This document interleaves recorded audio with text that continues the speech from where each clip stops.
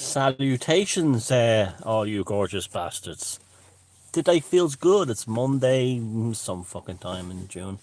Uh, yeah, today feels like poof. Something has popped in the world and around here. And before I get to that, a lady called Paula, going to see this, Paula Scott in British Columbia made me a pair of COVID-19 sanitation gloves. And you want to talk about fucking non-linear warfare. Look, there's a swan. Look. Terry Burton has a swan thing. Look, there's a swan. Right? There's all kind of talismans and charms on them. Celtic designs, trees of life. It's like I feel like I'm Michael Jackson. Shimone! And we were talking about both selected yesterday. Shimone! So I'm gonna wear these, right, in the supermarket next time I go shopping, right? They'll think that's a dick or something. What you call it? It's really cool. It's really, the swan is amazing actually. The more I look at it, look at the plumage and everything. Yeah, I'm a swan. I am the COVID-19 swan now. And now here is the swan news, huh? I'm talking with a 1930s American newsreel reader.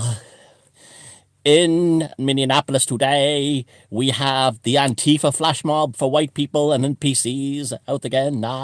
Yeah. In County Sligo in Ireland, they have not had a corona out infection for over a month. I am a fucking swan. I am a globalist deep state fighting swan. I'm gonna wear these to the fucking supermarket with the jazz hands. I'm gonna wear these to the supermarket, right? With the fuck off face mask. And you want one London warfare? You fucking got it. Thank you, Paula. That was very sweet of you to send them. They shall go into my. I've got a cabinet of curiosities, and these two amazing pieces of art will go in there. Now it's like a cow's udders. They will go in there, displayed along all the other weird and interesting stuff I have, like stuffed snakes and things like that. Thank you, Paula. Thank you very much. And I'll sort out that other thing for you. Asked me, you wrote in the letter about, and that lovely card. Excuse me. Anyway, yeah. So today we have the restrictions lifted, so I can travel within the county. But I got to do a few things, and I got them done chores. I needed I needed a washing machine motor part for the pump, the outlet pump, and a fella in Ballina had one, and he said he could have it for nothing. So I got that. That's being installed today. Success. I'm an achiever! Right. Yeah, so all good. I keep wanting to put these gloves on. I turn into Michael Jackson. Here we go.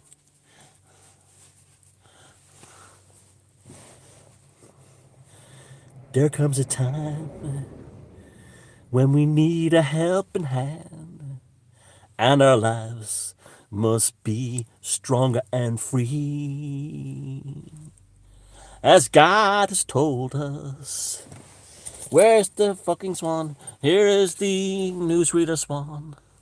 And in life, you know is all you need. And then part, we are the world.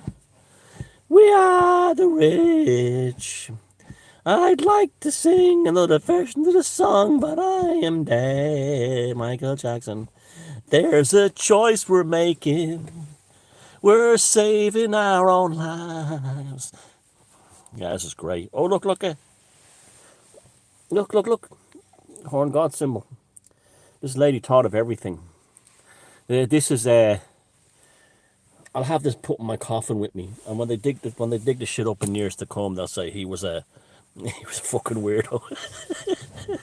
Anyway, yeah. So, yeah, good vibe today. In the supermarkets, there was none of this kind of carry on, Don't infect me. And people's moods have changed. And there's just a lovely atmosphere today that hasn't been around for a while. I mean, socially. And yeah, everyone's happy. Everyone's, yeah, I'm digging it. I'm digging it. You should be digging it as well. And that's fascinating about that. There hasn't been a COVID-19 infection in County Sligo for over a month, and it has the lowest rate of infection. And I think we did a bit of chaos magic. I think all of us in our tribe and our gang, we probably spooled all your energy and love into this area and created some kind of protective barrier in a kind of a chaos magic way, using the corona will have lost its shine by April 9, and which it did, because that was the day that the Irish government later announced that was the day that the actual thing turned around and infection numbers began to drop. And I know the world, you look at, like, don't be spending too much time watching mainstream media and getting whipped up by all this shit that they're throwing at us with the nonlinear warfare and the critical theory gaslighting. There's the life is bigger than that. Life is about creativity. That's what life is about. And your job is to create. I saw an amazing interview with Trump from 1998. He was promoting a book, and it's exactly the same person now that is talking back then. And the sincerity and conviction comes shining through. And and it's on the BBC's Hard Talk website, YouTube channel. And the vast majority of the comments were, remember Deep State, we're coming for you. Overwhelmingly in support of it. And other people say, I'm amazed that BBC allowed these comments up here, because most people are overwhelmingly supporting and thumbing up Trump. And the consistency was there. And as soon as he gets elected in 2020, I think we're going to see. You see, we're in these 100 year consciousness cycles, psychology cycles, behavioral cycles. This 2020 is the flashpoint, the dark year, the big year of darkness, and violence and antagonism and so on. Things will really, really settle down and be a lot better from next year on. Big time. Big time. And there'll be decades of peace in the world, and there'll be a growth in the economy, and then there might be an overheating of the economy, and that will lead to depression. So I don't think we ever have to worry about a major war in the world for probably another 40 years. And I think we're pretty much safe for 39, 38, 40 years. And this is just gone by the consciousness cycles of the past that repeat themselves. And so, don't get stuck in today. See, like I keep telling you, all those people who are all going crazy at the moment, that's all them, evolution is fading them out, is removing them they're being removed. They have no further, when I say evolution, I don't mean they're dying. I mean, they'll have no further part to play. Like, you saw them tearing down the video of them tearing down that statue in Bristol yesterday, and all these posh guys with dreadlocks dancing like hysterical monkeys on it. White guys, by the way, all white guys, and white people, and rich posh white people, and they're advertising their demise. They're gone. They're screaming about the world is going to change. We're going to destroy white supremacy. Blip, blah, that and the other. That's not the case. That's like the kamikaze pilot screaming bonsai as it crashes into the ship. That's what that is. They're kamikaze screaming bonsai. That's what they are. That's when they scream, end the patriarchy. That's what's happening. There's a whole generation of people out there of all different generations, whole demographic, who are ready for the future and excited about it, and are ready to get moving and creative. And today definitely feels that way. It feels like the bubble has been burst and things are really moving forward now. So the key to this is a good sense of humor. Like someone was talking to me the other day, and they said, why don't you want to be mainstream? And I said, I don't want to be mainstream. I'm not interested.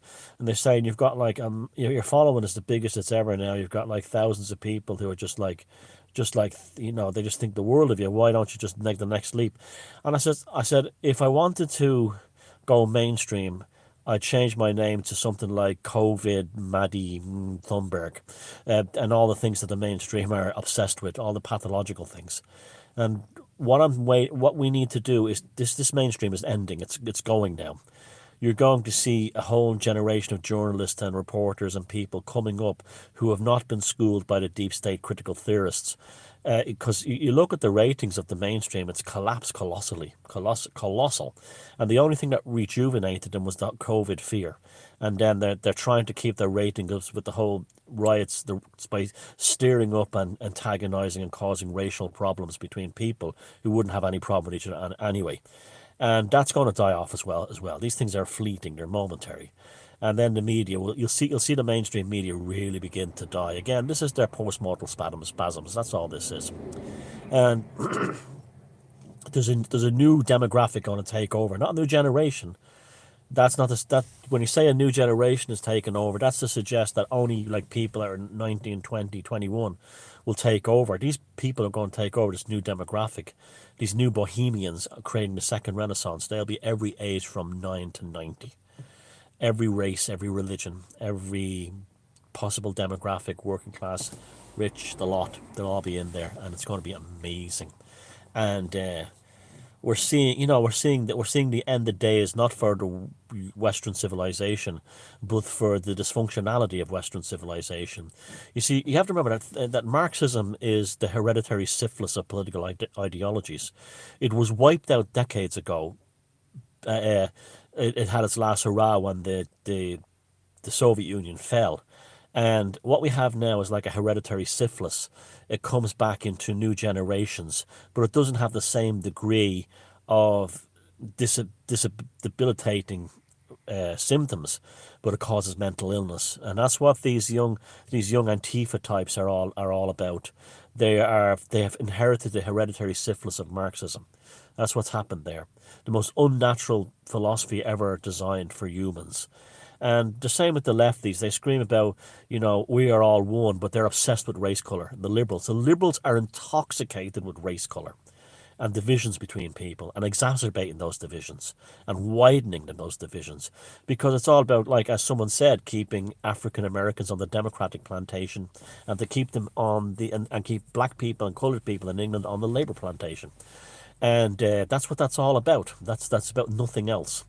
And this is decent people will move forward and be fine and get out of this, and creative people will be the pathfinders of the future. And a big part of this is not to take life too seriously. Fuck them if they can't take a joke. Newsreel Swan says though. Yeah, this man here says, take him in, oh, this Macker here, yeah, he says, uh, don't you know? They always said, don't you know, in the old time. Hey, man, Newsreel Swan reporting from this man's car. This man here, he says, my head looks like a dick. This man here says, we should not fall for the pathological mindset of the globalist. Instead, we should create. Don't you know? Yeah, we should create.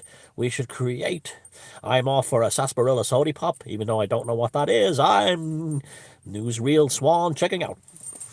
So Newsreel Swan is right, and we're on our way, and it feels it.